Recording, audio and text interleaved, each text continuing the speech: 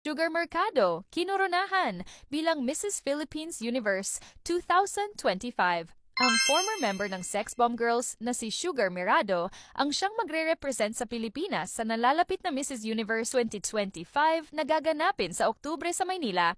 Sa IG post, inialay ni Sugar ang tagumpay sa kanyang mga anak. Nagpasalamat din siya sa kanyang team, kabilang na sina talent manager Wilbert Tolentino, Herlene Hipon Girl Budol, at iba pa.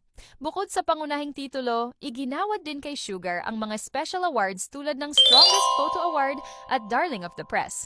Si Sugar Mercado ay unang nakilala bilang member ng Sex Bomb Girls at co-host ng Eat Bulaga noong 2000s. Pagkatapos ng kanyang stint sa Eat Bulaga, naging co-host siya ng Wowowin mula 2017 hanggang 2020.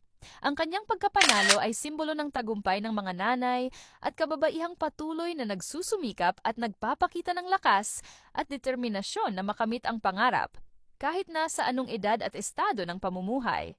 Again, congratulations, Sugar!